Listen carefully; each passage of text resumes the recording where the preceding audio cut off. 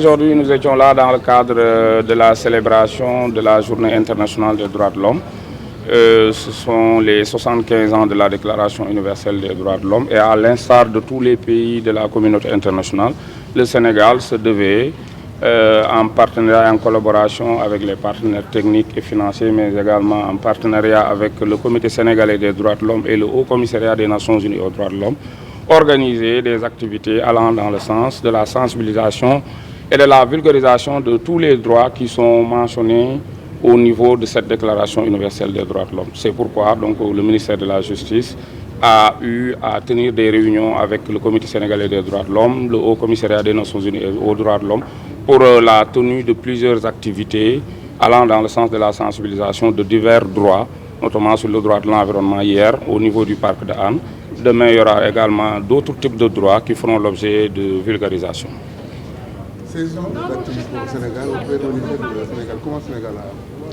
Oui, le Sénégal, grâce aux efforts soutenus de toutes les organisations de la société civile, j'ai à côté de moi Madame Wapa Diallo, qui est une brave militante des droits de l'homme. Je pense que ces jours d'activisme se déroulent très bien au Sénégal.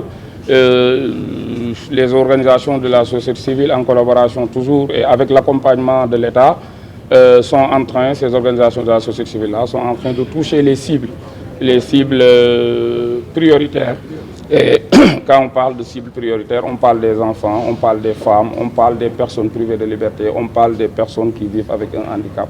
Je pense que ces jours d'activisme-là ont permis de toucher toutes ces cibles, de mieux les sensibiliser sur leurs droits et sur la protection fondamentale de leurs droits.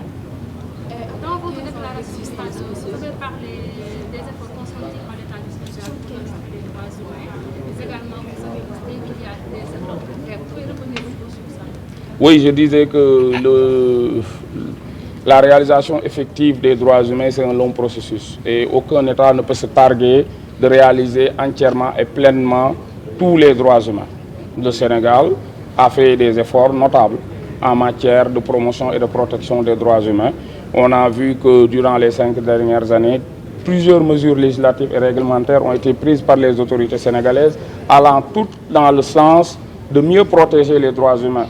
Il en est ainsi, par exemple, si on remonte un peu, il en est ainsi de la loi criminalisant le viol pour lutter contre les violences basées sur le genre.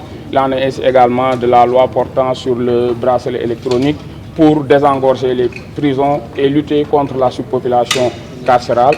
Il en est également de la loi de 2022 portant statut des réfugiés et des apatrides pour accorder un cadre qui protège davantage les réfugiés et pour lutter contre l'apatridie. Et il en est récemment de l'adoption en Conseil des ministres de la loi portant modification donc, du Comité sénégalais des droits de l'homme qui permettra avec les réformes, je parle sous le contrôle de Maître Papassène qui est le président du Comité sénégalais des droits de l'homme, qui permettra assurément à notre institution nationale des droits de l'homme de retrouver son statut A, parce qu'il ne faut pas l'oublier, le Comité sénégalais des droits de l'homme a été rétrogradé, je pense, depuis 2012 au statut B alors qu'il avait un statut A. Avec cette réforme, nous espérons que nous allons retrouver en tout cas notre statut A, ce qui va nous permettre de retrouver notre place, la place qui est la nôtre au sein de la communauté des droits de l'homme. Cette célébration du 75e anniversaire de la Déclaration universelle des droits de l'homme nous donne l'occasion en tant que défenseur des droits de l'homme de faire un peu une évaluation pour faire un peu le bilan de cette déclaration, son impact par rapport aux droits humains. Il est évident qu'un premier constat qui s'impose, c'est que cette déclaration, comme je l'ai dit tout à l'heure, a quand même inspiré beaucoup d'instruments juridiques internationaux que le Sénégal a ratifiés. C'est important.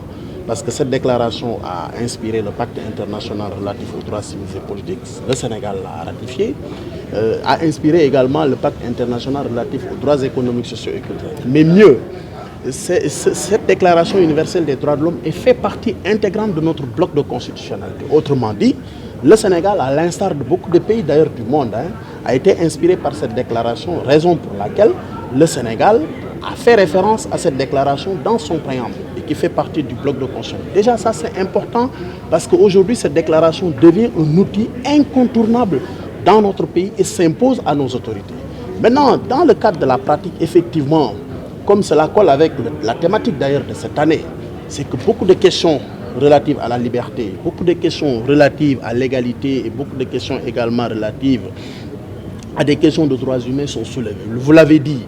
Mais si on interroge un peu notre législation en matière de protection des droits de l'homme, surtout par rapport à la liberté de manifester, mais vous verrez qu'aujourd'hui, rien que cette déclaration donne des possibilités aux citoyens sénégalais. Mais mieux, le fait de l'incorporer dans la Constitution donne davantage des opportunités aux citoyens sénégalais. Mais ce qu'il faudra retenir, c'est qu'il n'y a jamais de liberté absolue. Et ça, je pense que toutes les déclarations, tous les instruments juridiques le disent. Et c'est dans cette optique, effectivement, qu'il y a eu très souvent des contestations entre la limite qu'il faut instaurer pour ce qui concerne la liberté de manifester. Et moi, ce que je peux retenir pour donc un peu dire que aujourd'hui, au niveau du Sénégal, en tout cas, tous les mécanismes sont mis en place pour permettre aux citoyens sénégalais de pouvoir jouir effectivement de ces droits. C'est que le citoyen bénéficie de ce droit constitutionnel, mais à côté de ce droit constitutionnel, il y a un régulateur qui est là. Ce régulateur, c'est le juge administratif. Et ce qu'il faut déplorer dans notre pays, c'est que malheureusement, on ne fait pas souvent recours à ce juge administratif. Et ce juge administratif est là pour diluer les pouvoirs de l'autorité administrative. Parce que comme je l'ai dit, autant c'est une liberté fondamentale, autant également il y a un encadrement qui est fait. Et c'est dans le cadre de cet encadrement souvent qu'il y a eu beaucoup de conditions. C'est pourquoi moi je dis, c'est une occasion pour nous, dans le cadre de la célébration du 75e anniversaire, de revenir un peu sur ces questions, essayer de réfléchir davantage sur comment améliorer toutes ces questions qui font l'objet de contestation, d'ailleurs, dans le cadre donc de la protection des droits de l'homme. Mais ce qu'il faut retenir, c'est que le Sénégal, à l'instar de beaucoup de pays du monde, ont été inspirés par la déclaration, ont fait mienne la déclaration universelle des droits de l'homme, mais également le Sénégal quand même a fait des efforts importants, comme l'a souligné le directeur des droits humains, pour s'aligner sur les standards internationaux en matière de promotion et de protection des droits de l'homme. Mais comme on le sait tous, il n'y a aucun pays au monde aujourd'hui qui peut se targuer de dire qu'il n'y a aucune violation des droits de l'homme dans mon pays. C'est la raison pour laquelle je pense que aujourd'hui cette cérémonie doit nous pousser, nous tous, citoyens sénégalais, autorités étatiques, partenaires techniques et financiers, à réfléchir davantage pour nous projeter vers des perspectives qui nous permettront peut-être de ne pas arriver peut-être à 0 cas de violation, mais de minimiser ces contestations relatives donc à ces prétendues ou réalités violations de droits de l'homme relatives au droit à la marche, au droit donc à la liberté d'expression, à la liberté d'opinion. Mais retenez que c'est des réalités qui sont là dans le cadre de la législation qui encadre donc la protection des droits de l'homme dans notre pays.